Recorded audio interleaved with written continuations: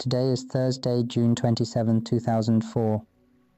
I would like to share some teachings that form the essence of the Buddha's teachings, specifically regarding the concept of non-self, anatta, and ignorance, avijja, which is the root cause of our minds becoming entangled in conditions and formations. When the mind relies on these formations, thoughts, emotions, and perceptions, it becomes trapped in the realms of existence, experiencing both happiness and suffering, and this cycle continues endlessly. The essence of the Dharma can sometimes seem neglected in discussions. Many people tend to speak broadly about various teachings, often straying from the core messages, leading them away from the path of understanding. It is crucial to focus on these fundamental truths to avoid getting lost in complexities and ultimately return to our true home within the Dharma. The purpose of teaching and discussing the Dharma is to guide us back to our true home. That is the essence of reversing the current. It is about bringing the mind back to its inherent purity. Right now, however, our minds are caught up in formations, flowing along with them.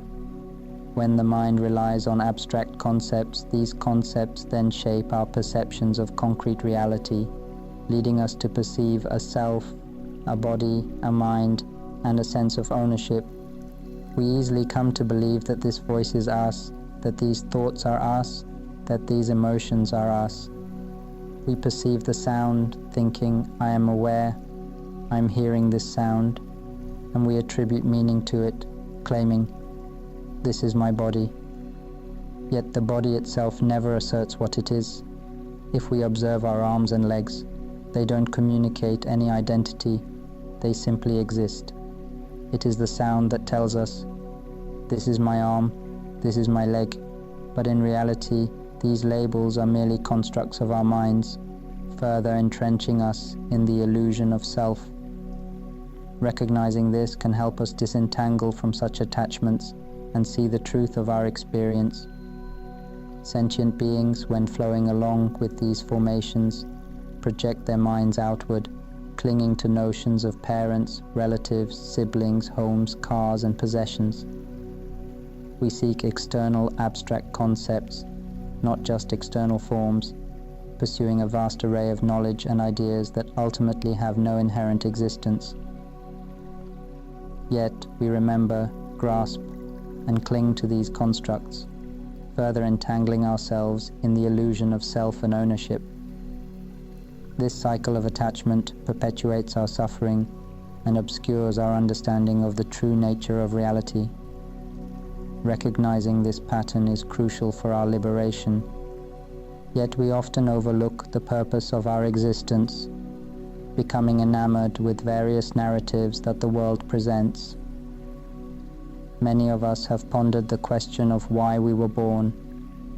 The answer is clear. We are not born to be captivated by forms or abstractions. We are not here to become attached to this body or to the thoughts, emotions, and sensations we experience. Rather, we are born to learn about the nature of these formations, to understand that this world is ultimately empty. Our journey is about realizing the transient nature of all things and awakening to the truth of our existence, free from attachment and illusion. This understanding can guide us toward liberation and deeper insight into the nature of reality. As the Buddha taught, this world is empty. It is empty because nothing has inherent existence. Our minds create meaning and value in everything, leading to the stories and experiences we encounter. The emptiness arises because these thoughts and formations do not possess any true substance. They are merely fluctuations of emptiness itself.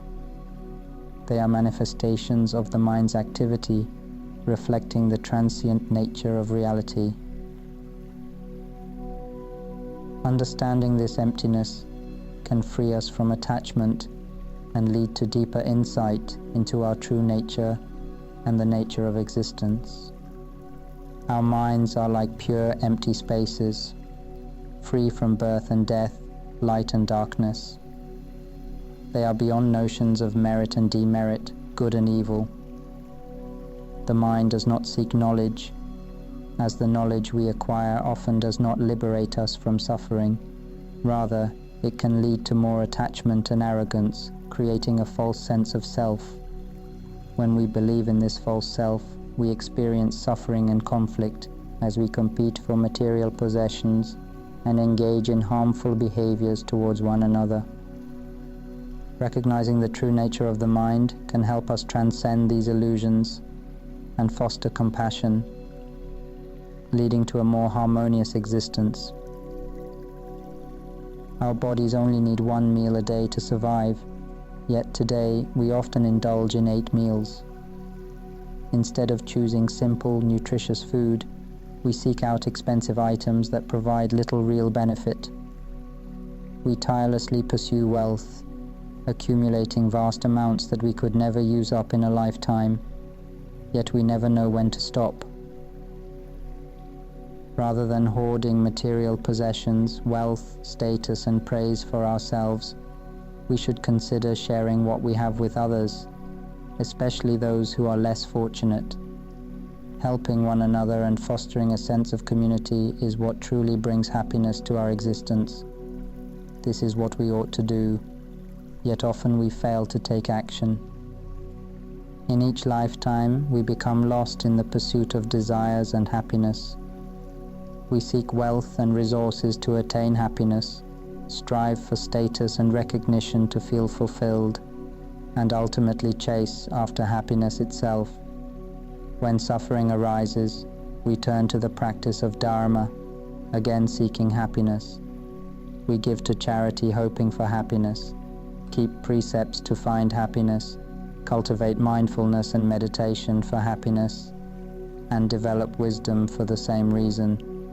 We want to possess happiness, believing that it has a tangible existence. This attachment to the idea of happiness as something to be acquired traps us in a cycle of desire and disappointment, preventing us from recognizing the deeper nature of true contentment and peace. Understanding this can lead us to a more profound realization of happiness that transcends mere craving and attachment. Our minds are pure elements. Do we understand what it means to be pure? They neither come nor go, neither are born nor die, neither are dark nor light. They do not seek merit or demerit, good or evil. They are pure like the emptiness of space. Just as space cannot hold on to anything, our true nature is not something to be grasped or accumulated. We are driven by desires and the longing to possess. We are born with a fundamental craving for things that lack inherent existence, wanting them to take on a solid form. We desire what is not us and not ours, seeking to create a sense of self that we can hold on to eternally. We don't want to age, suffer, or disintegrate. We want to maintain our sense of identity forever. The Buddha did not teach us to become attached to anything in this world, because everything here is ultimately empty. Whatever we acquire, we will eventually return to the world. Nothing truly belongs to us. We have never truly owned anything, nor have we ever possessed a beloved child. We are pure, empty elements. Our minds do not recognize this truth, which is why we need to cultivate wisdom by listening to the Dharma. This understanding helps us realize that our mind is indeed a pure and empty essence. We must recognize that we are temporarily residing in these conditioned forms of the mind, mental formations. When the mind relies on conditioned phenomena, it creates these intricate formations, which we refer to as subtle aspects of the body or katasika. The mind itself has no form or shape, yet it generates the appearances of sound, images, emotions, and perceptions. These created forms become tools through which we engage with the world, transforming the pure, empty essence of our being into something seemingly substantial. The truth is that our minds are already the essence of nirvana, pure and inherently free. However, due to ignorance and a lack of wisdom, we do not realize this. Therefore, we need to engage with the Dharma to cultivate wisdom and awaken to our true nature, which is already pure and liberated. When we have the opportunity to listen to teachings from wise teachers about the mind and wisdom, we are indeed extremely fortunate. A mind that receives such teachings is the luckiest of all, even more so than winning a lottery.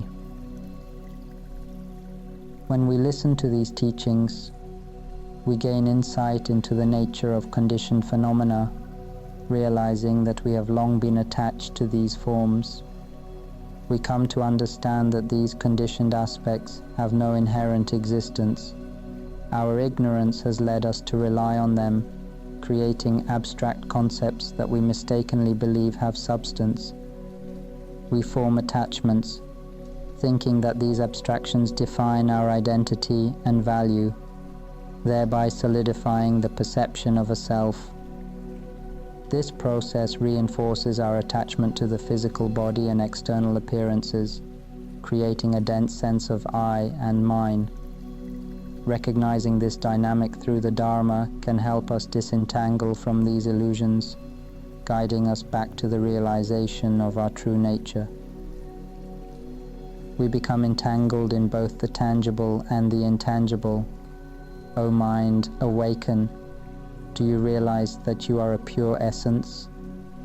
You have become captivated by the appearances and formations that you yourself have created, relying on these constructs to define yourself as a human being.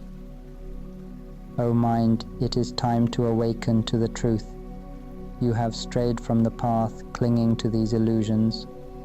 Your purpose is to learn that these things do not possess any inherent existence.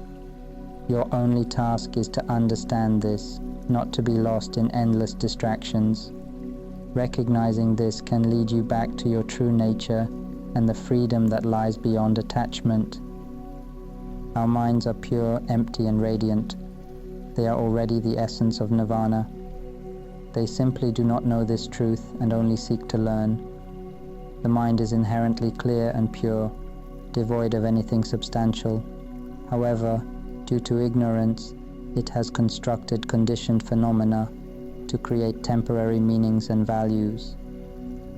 But once it relies on these formations, they become far more than temporary. They become deeply entrenched. Throughout our lives, from childhood to old age, who has taught us to reverse this current? Has anyone ever pointed out that the sounds we hear are not us? That we should not be swept away by these sounds, which ascribe notions of merit and demerit, good and bad? These sounds label our bodies and create a sense of self, telling us that there are beings and identities.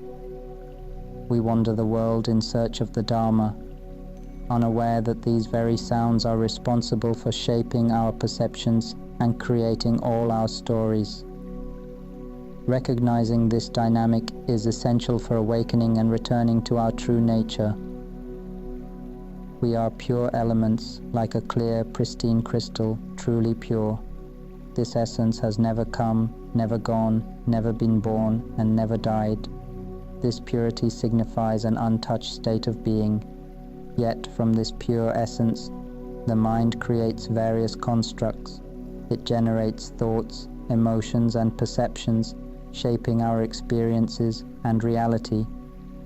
This creative process leads to the formation of all that we encounter, but it can also lead us away from recognizing our true nature.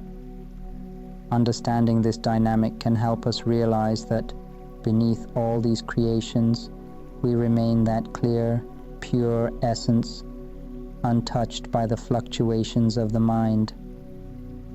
Before anything existed, the pure essence was already present as the foundation of all creation. This essence is like a seed, such as that of a rubber tree, which holds the potential to create everything. When planted in fertile soil and nourished, the seed grows into a large tree, providing shade, branches, leaves and fruit, sustaining countless beings and facilitating life. As it matures, it produces many seeds that spread and create new life, illustrating the cycle of growth. Similarly, when a mother's egg combines with a father's sperm, it begins to divide and form cells that develop into a human body. This process demonstrates how, from a single union, a complex identity emerges, rooted in the pure essence of existence. Each human being has a unique appearance, with various differences in facial features, skin, personality traits, and body structure. While we all share the same fundamental human form, our individual characteristics set us apart. Similarly, each mind holds its own unique truths and qualities that have been established differently. This diversity in understanding and perception reflects the individuality of each person, even as we share the same fundamental essence. We can refer to our minds as the essence of truth, or sakadhatu. Our minds share a fundamental nature. They are pure, clear, and empty. This essential quality is the same across all beings, whether they are animals, humans, arahants, or Buddhas. All these minds are fundamentally one, embodying the same Dharma nature. They possess similar characteristics of clarity and emptiness, although the depth of wisdom within this emptiness may vary. This reflects the nature of the Dharma, which remains constant while expressing itself in different ways, creating ripples that represent the dynamic qualities of existence. The mind can be likened to water in various forms, whether in a glass, a jug, a pot, or the ocean, all of which are fundamentally the same. When combined, they merge into one, representing the unity of all consciousness, whether of animals, arahants, or Buddhas. This essence is pure and clear, embodying the same fundamental nature. However, within this unity, there are differences in wisdom and understanding. Similar to seeds from the same tree, each may grow differently, but share the same fundamental identity. Our minds are fundamentally one in their clear, empty nature, resembling the vast emptiness of space. Yet the distinctions lie in the unique qualities of each mind, shaped by their individual truths and the desire to learn. This inherent ignorance drives the mind to create and manifest experiences. Understanding this interplay of clarity, emptiness, and the movement of the mind allows for a deeper insight into our shared essence and the diversity of our experiences. The mind inherently seeks to learn, creating and manifesting through its movements. This activity exists within a clear and empty essence, similar to the air we breathe. While the air moves and gives rise to various phenomena, the emptiness remains still. The mind is the original element that generates everything and holds immense potential. Those who train their minds can gain profound insights and understanding. Through practice, we realize that our sense of self is merely a transient manifestation of the mind's fluctuations. This perception arises from the mind's activities, which we mistakenly take as concrete reality. The mind is the original element that creates everything and possesses great potential. Those who diligently train their minds to achieve deep concentration develop profound insights. As our minds cultivate this understanding, we come to realize that the self we identify with is merely a fleeting manifestation of the mind's fluctuations. In truth, this sense of self has never truly existed. It arises from the movements of pure nature, which we mistakenly shape and cling to. We believe that our thoughts and voices have a distinct existence, when in reality they do not. just as the wind blows or the rain falls without declaring its identity. Our thoughts are simply natural phenomena existing in their own right. We create names and meanings through language, attributing concepts to everything around us, including our minds. This is where we misunderstand. While the mind is a pure, empty element, when the mind creates mental formations, these formations condition the mind itself, leading us to believe that I am the mind. However, the mind has no name or language. What we express is merely a manifestation of the mind. Yet we mistakenly identify with these expressions and take them as definitive representations of our true self. When we are fortunate enough to listen to the Dharma, which focuses on the mind and the cultivation of wisdom, we begin to understand our minds better. This understanding allows us to teach and guide our own minds toward clarity and insight. We will come to understand our minds, teaching them that they are pure elements. The sounds we hear do not possess true existence. They are merely vibrations of the mind. Thoughts and emotions are also just movements of the mind. The perceptions we have are simply aspects of your nature, dear mind.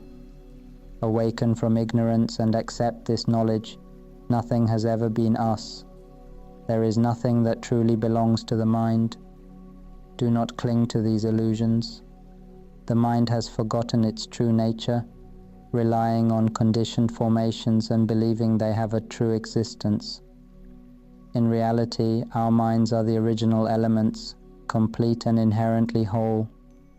We do not need to create merit or practice rituals to attain anything. We are already complete. The concepts of generosity, moral conduct, and meditation are all expressions of our mind. Everything in the three realms is created from our consciousness. Each of us possesses a pure, clear essence, but in the pursuit of learning, we mistakenly cling to these conditioned states, much like depending on a servant. This reliance becomes habitual, leading us further from the truth of our being. When we depend on these conditioned formations, it's like relying on servants to manage our lives. We get comfortable with this arrangement, and when we fear losing these servants, we create new ones to fill their roles, like hiring more voices to speak, thoughts to think, and emotions to feel. Each aspect of our experience becomes a different servant, handling tasks like memory, perception, and even maintaining our mental environment. We have been relying on these conditioned aspects of the mind without realizing that they are not our true selves. The mind is a pure element that lacks wisdom. It exists in a state of ignorance, desiring to learn but getting caught in the cycle of existence. If it were truly wise, it wouldn't have to undergo rebirth and face the continuous cycle of suffering and joy. Instead, it gets trapped in this cycle, experiencing all forms of life, both pleasant and painful, leading to an endless loop of birth and rebirth. You could indeed call it foolishness, as it fails to recognize its true nature and the path to liberation. The Buddha had compassion for all beings because he saw that they were trapped in the cycle of suffering. He sought a way to help beings escape this cycle, and ultimately realizing that one is pure essence, the Buddha saw that the conditioned phenomena are merely illusions that should not be clung to. Our minds do not require food, do not experience sickness, and are interconnected with all phenomena. Everything exists within our minds. There is no need to seek externally. The mind possesses the power to create everything. It is the source and truth of all that exists in this universe. When the mind relies on pleasant emotions, it experiences happiness. When it depends on negative states, it encounters suffering. When the mind engages with sounds, it can become entangled in either wholesome or unwholesome thoughts, leading to confusion. Whenever the mind clings to thoughts, images, or sensations, it gets pulled into these experiences, creating a sense of self and suffering. This cycle continues endlessly, perpetuating the wheel of existence without resolution. We are pure essence. Thoughts, emotions, and perceptions have never had a true existence. The sound has manifested and then dissipated. It has no true existence. Emotions have never had a true essence. Whose emotions possess real substance? They arise and then fade away. Who claims that sounds or emotions have a true essence? They come and go. There's no need to cling to them. The sensations we perceive are merely recognizing themselves. They have no shape, no true form, and no real identity. If we simply see that nothing is truly us, we will come to understand that this emptiness is the essence of the mind, our pure nature. If we simply recognize that there is nothing that constitutes us, we will become the experience of nothingness itself. That nothingness is the essence of the mind, the pure element. The Buddhas and Arahants are not anything. All sentient beings are not anything. We are not anything. It's important to understand this and not cling to anything. Nothing truly exists. We are the mind, the original element that creates all these conditioned experiences. We are the mind, the original element that creates all these conditioned phenomena. Yet we mistakenly believe in these phenomena. We are the essence of emptiness and clarity, and that's our true nature. However, don't think of this emptiness as a solid entity located somewhere. It's not. It is everything. We are all that is. The key is not to cling to anything. We are temporarily residing in this conventional world to learn and grow. We are fortunate to encounter the teachings of the Buddha. As we embrace these teachings, we understand that the 5 aggregates are not self. The body and mind, both form and formless, have no true existence. All the Dharma teachings convey that nothing possesses inherent identity. They aim to help our minds realize not to cling to anything, as everything is merely a manifestation of the mind. It's simply a communication, a ripple from one mind to another, referred to as the transmission from mind to mind. We all possess a mind that is inherently pure, a seed of purity that does not need to be sought after or created elsewhere. This essence exists within each of us already. There's no need to search for it elsewhere or to create it anew. We already possess it within us. We should not become attached to any conditioned phenomena. Our minds are pure and represent the fundamental essence from which everything arises. The conditioned mind, Chitta Sankhara, is an element of fabrication arising from the pure essence of the mind. All material phenomena emerge from this conditioned nature. The sound arises from emptiness, as do thoughts, emotions, and perceptions. Ultimately, they dissolve back into that original state of pure emptiness. Just don't cling, avoid ignorance.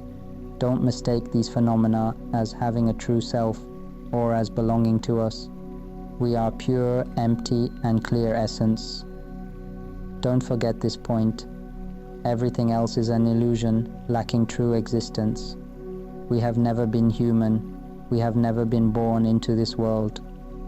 The mind is pure essence. It neither comes nor goes, neither is born nor dies, neither dark nor light. There are no merits, sins, good or evil residing in this pure essence of our mind. It's simply that the mind does not know or understand this.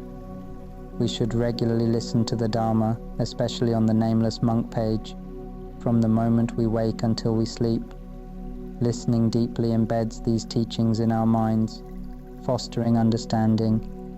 As the mind awakens to its true nature, it becomes lighter and more liberated. Observe closely. When the Dharma truly reaches your heart, it alleviates suffering, allowing you to live in this world without distress. That is Dharma. If we still need to use the body for practice, that's not true Dharma. If we feel the need to maintain the mind, that's not Dharma either. If we're forcing ourselves to concentrate or focus, that's not the essence of Dharma. These efforts carry a sense of heaviness and a notion of self, leading to struggle and desire for something more. It's essential to observe this closely. True Dharma is fundamentally about the absence of self. It involves recognizing that there is no I, no you, and nothing at all. When we perceive sound, we must understand that it is not sound. In the act of speaking, there is no individual doing the speaking. It's simply a phenomenon that doesn't possess any inherent existence. Have we heard this? It is as it is. To see the truth is to see the Tathagata. The Tathagata represents the state of suchness, the realization that nothing possesses inherent existence. This sound exists as it is, hearing is merely its own function, and seeing is just the same. Smell, taste, touch, all operate in their own way. The body ages, aches, and eventually disintegrates. That's simply its nature. Understand that nothing is us or belongs to anyone. There is no distinction between male and female, good and bad, right and wrong, true and false. All of this is mere fabrication, part of the conceptual world where the ignorant mind clings to illusions. We must be taught to awaken. Do not cling to these phenomena. They are simply ripples arising from emptiness, returning to emptiness. Our mind is a state of pure emptiness. Everything else is merely a ripple of the mind. When there is no impact, it dissolves and returns to the original state of pure emptiness. If we understand this until the mind accepts it and gains the wisdom of knowledge, it will arise spontaneously, becoming completely clear and empty. We will always understand and be aware, recognizing the voice we speak in our minds and seeing the mental images continuously and automatically. There is no one who is knowing or seeing. The mind will perceive according to its own nature. In truth, our mind is always aware of itself. In the realm of convention, there are merely functions. The functions responsible for thinking, feeling, and perceiving are like officials carrying out their duties. There are the officials who think, those who reflect, those who experience emotions, and those who perceive. Each of these roles operates independently, without a true self behind them. There is no us in this conventional world. Do we understand this? Let nature fulfill its roles. These are merely phenomena arising from the pure essence, responding to conditions, shaped by the ignorance that leads us to exist in this way. Our minds have been in ignorance for a long time, relying on these forms for an extended period. It has relied on both coarse and subtle bodily forms, but now we understand that it is simply as it is. What more is there to take from these things? But those who are caught in ignorance cling to it, holding on for so long without end. They cling to the belief that I am suffering. Why hold on to it when they know it causes pain? They know it's burdensome, yet they carry it. They know happiness exists, so why cling to that too? Happiness and suffering are just fluctuations. We carry happiness and push away suffering, but they are two sides of the same coin. When you pick up a coin, you get both heads and tails. Similarly, you can experience both happiness and suffering. It encompasses both wholesome and unwholesome states. That's why it emphasizes the need for us to awaken. Do not foolishly cling to these experiences. The purpose is to see and understand them without attachment. When you see, don't think of yourself as the one who sees. Even the understanding itself should not be clung to as our understanding. It is simply the nature of understanding that exists on its own. What is there to grasp from that? It's as if this world is a realm of thinking agents and knowing agents, but within it there is no us. Do you understand? Just let them perform their functions. The Buddha taught that it is anatta, not self. It is not us and not ours. We should not cling to it, that's all. Do you realize that you are speaking right now? Do you know that you are thinking? The voice that is speaking is just a function of thought. Don't cling to it or hold on to it. We get so caught up in our thoughts that we fail to notice that we are thinking. It gets dragged along by mental formations endlessly. Avijja pachaya sankhara. Ignorance is a condition that gives rise to formations, sankhara. Do you know that you are thinking right now? Do you realize that you are feeling both happiness and suffering? Just knowing that you are thinking is enough. Recognize the internal dialogue, the constant chatter in your mind.